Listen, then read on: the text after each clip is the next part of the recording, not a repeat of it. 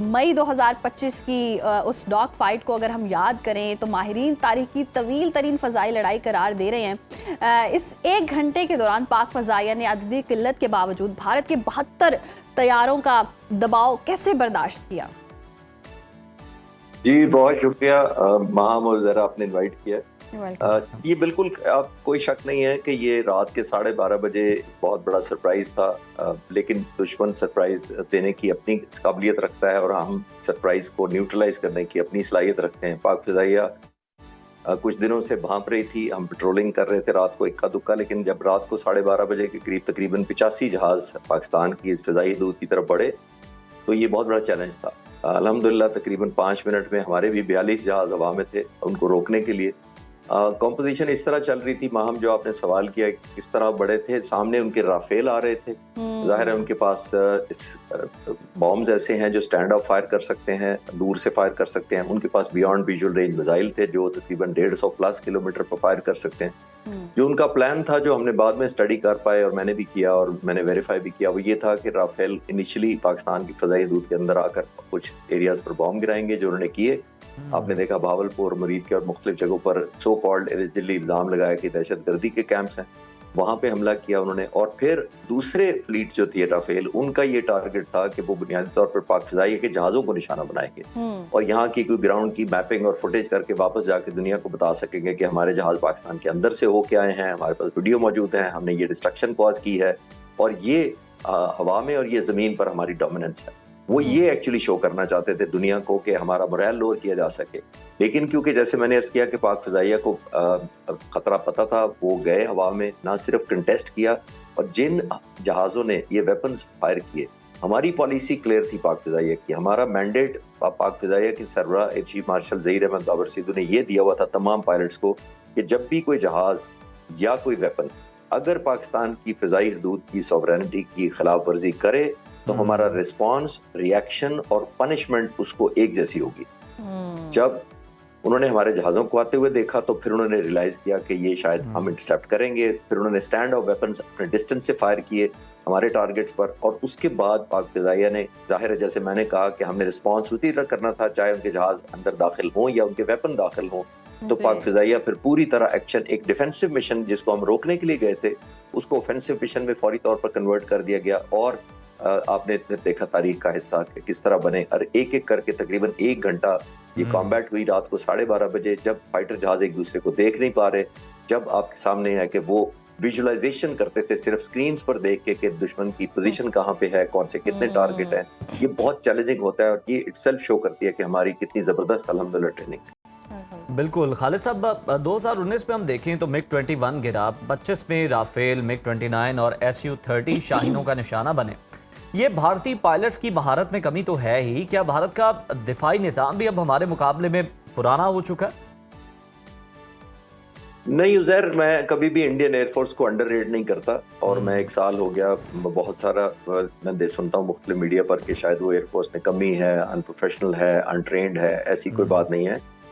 वो मिलिट्री ऐसी है जिसका $90 बिलियन के करीब हमसे 9-10 गुना ज़्यादा बजट है मिलिट्री का, नंबर 1।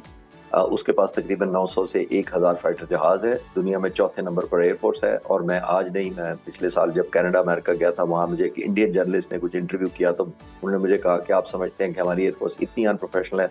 तो मैंने कहा, उस वक्त भी कहा था और आज भी मैं कायम हूँ कि इंडियन एयरफोर्स प्रोफेशनल है, लेकिन उनसे गलतियाँ हुई हैं।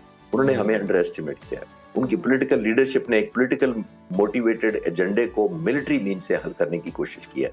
तो जब आपकी वॉर लड़ने की, जब कॉज जस्टिफाइड नहीं होती तो आपकी वॉर ही जस्टिफाइड नहीं होती, और जब आपकी वॉर जस्टिफाइड नहीं होती तो आपकी परफॉर्मेंस भी ऐसी होती है जैसी थी। तो प्रोफेशनल एयरफोर्स होना और उससे गलतियां होना, मैं ये 1 साल से उनसे कह रहा हूँ। मैं जब उसी इंटरव्यू में मुझसे पूछा गया कि आप इंडियन एयरफोर्स को क्या मशवरा देंगे एज एन ओपोनेंट, तो मैंने उनसे कहा कि मैं ये मशवरा दूंगा कि वो अभी जून 2025 की मैं बात कर रहा हूँ, जुलाई की, तो मैंने कहा मैं अभी उनको मशवरा दूंगा कि इस पे ग्रेसफुल एग्जिट प्लान करें। हम तमाम फाइटर पायलट्स को बताया जाता है कि अगर दुश्मन हमरावर हो जाए, last ditch manoeuvre, life saving manoeuvre कौन सा हो सकता है इस जहाज के लिए, तो उनको ये चाहिए कि वो ग्रेसफुल एग्जिट प्लान कर लें, तो दुनिया उनका पीछा छोड़ देगी। क्योंकि यहाँ मीडिया को तो रोजाना नई खबरें मिलती हैं, लेकिन अगर हिंदुस्तान की एयरफोर्स एडमेंट रहेगी, डिनाइल मोड में रहेगी और नहीं मानेगी कि हमने, तो दुनिया, media, journalism, researchers, military historians सब पीछा करते रहेंगे इंडियन एयरफोर्स का।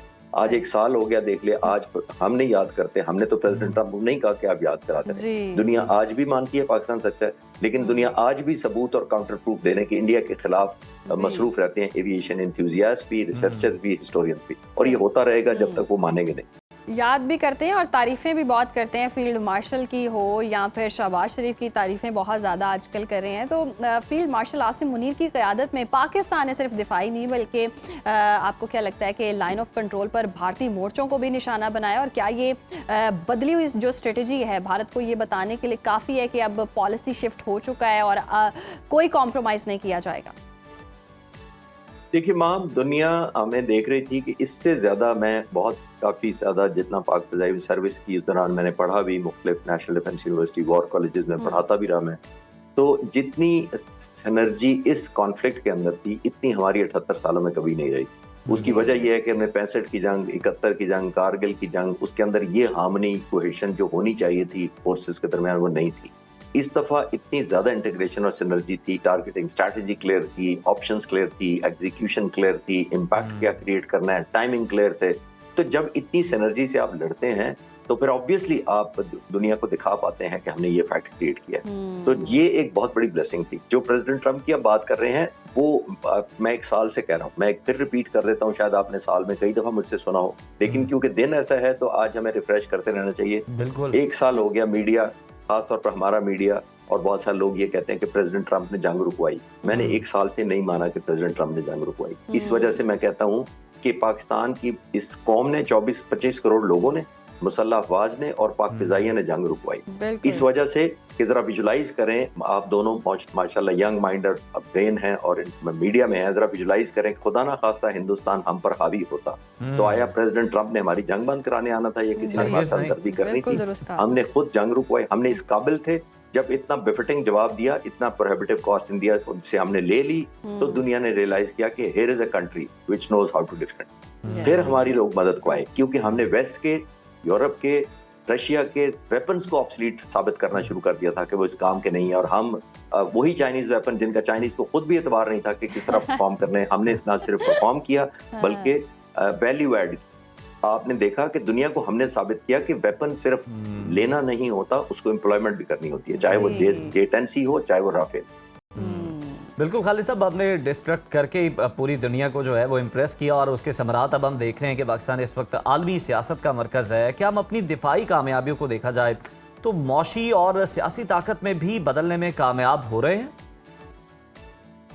جی دیکھیے, ابھی چیلنجنگ بہت ہیں. معاشی, پولیٹیکلی, اکنامیکل سٹیبلٹی بہت ضروری ہوتی ہے. جنگیں سٹینڈ الون آپ نہیں جیت سکتے, اور ہر دفعہ آپ, اللہ تعالیٰ ہر دفعہ مدد کرے, لیکن ہم نے یہ کوشش کرنی ہے کہ ہماری جو انٹرنل ڈسہارمنی ہے, ہماری انٹرنل کوہیجن ہے, میں نے ابھی آرمڈ فورسز کا آپ کو ذکر کیا کہ اتنی زبردست کوہیجن تھی, وہ صرف فورسز میں نہیں ہونی چاہیے, وہ ملک کے اندر بھی ہونی چاہیے. تمام سٹیک ہولڈرز کو ایک یونٹی کی طرح کام کرنا چاہیے, اور اکنامک سٹرگل ضرور ہمیں کر کے اس لوپ سے نکل جانا چاہیے. آپ یاد کریں 4-5 سال سے ہم اکنامک IMF بیل آؤٹ پہ رہتے, تو ظاہر ہے ایک سوورن ملک ہے تو وہاں اکنامک سوورنٹی تو کمپرومائز ہو جاتی ہے نا, جب آپ کسی اور ایجنسی یا انسٹیٹیوشن انٹرنیشنل کا انتظار کریں کہ اگر وہ ہمیں لون دے دیں یا فلاں ملک رول اوور کر دے یا وہ ہمیں یہ فیور دے دے, تو آئی تھنک اس پہ کام کرنے کی ڈیفینیٹلی ضرورت ہے. صحیح. اچھا خالد صاحب, اگر ہم عالمی محاذ پر دیکھیں تو مودی کے حصے میں صرف اور صرف شرمندگی آ رہی ہے. مودی دوبارہ جنگی مس ایڈونچر کی جرت کرے گا, آپ کو لگتا ہے؟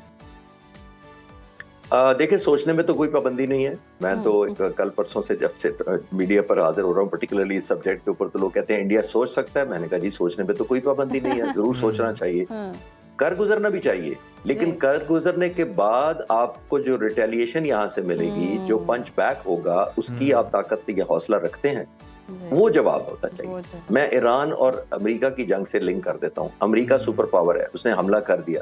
حملہ کرنا ایک اور چیز ہوتی ہے, پھر حملہ کا جب رسپونڈ کرتا ہے دشمن آپ کا, جو دوسری ایڈورسری, پھر وہ آپ کی ڈیسیژن میکنگ لوپ میں شامل ہو جاتا ہے. پھر آپ ٹیک ہوم خود نہیں کر سکتے کہ ہم یہ اٹھائیں گے اور آ کے چلے جائیں گے اور فاصلے کو شوٹنگ کر دیں گے اور یہ ہمارا پلس پوائنٹ ہو جائے گا. میں صرف یہ لنک کرنے کی کوشش کر رہا ہوں کہ یہ آئسولیشن میں نہیں ہوتا, آپ کو لنک کرنا پڑتا ہے, کوآرڈینیٹ کرنا پڑتا ہے, اور ظاہر ہے ہارمونائز کرنا پڑتا ہے. بالکل بالکل. بہت شکریہ خالد چشتی صاحب آپ کے وقت کا.